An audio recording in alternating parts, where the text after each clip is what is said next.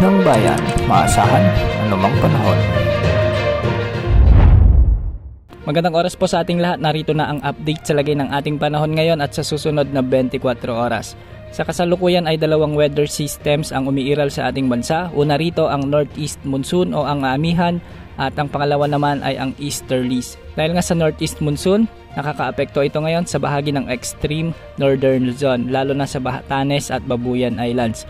Ang mga lugar na ito ay makakaranas ng maulap na kalangitan na may mga pag-ulan. Makakaranas din ang mga lugar na ito ng malamig na ihip ng hangin, lalo na pagsapit ng hapon at gabi. Sa mga susunod na araw ay inaasahang bababa pa ang pag-ihip ng amihan at mararamdaman na rin ito sa northern at central Luzon. Hindi rin inaalis na sa mga susunod na araw ay mararamdaman na rin ang pag-ihip ng malamig na amihan sa may Metro Manila at ilang bahagi pa ng Calabarzon. Samantala, umiihip naman ang mainit na hangin mula sa karagatang Pasipiko o ang easterlies sa Metro Manila at nalalabing bahagi ng ating bansa ngayon.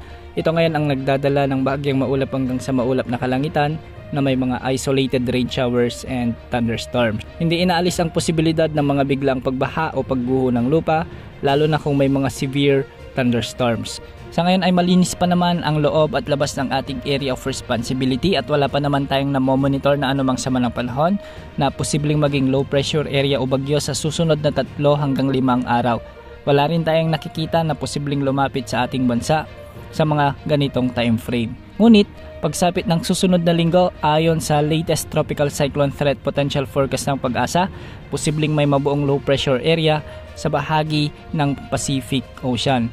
Posible itong pumasok sa ating PAR at posibleng makaapekto sa bahagi ng Eastern Visayas o sa may mismong Visayas region. Hindi rin inaalis ang posibilidad na ito ay lumakas bilang bagyo at ating aantabayanan ang development ng forecast na ito. Bukas asahan pa rin ang pag-iral ng hanging amihan sa may Northern Luzon, samantalang easterlies naman ang magdudulot pa rin ng maalinsangang panahon sa malaking bahagi ng ating bansa. So ito yung ngayon yung napapansin natin na kahit umiiral lang ang amihan, hindi ibig sabihin na buong bansa ay makakaranas na ng malamig na panahon dahil nagsisimula pa lamang ito sa ngayon.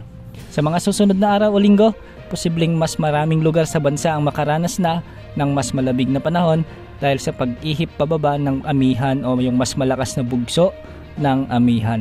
Yan muna ang update sa lagay ng panahon. Ito pang weather update ng bayan, maasahan anumang panahon.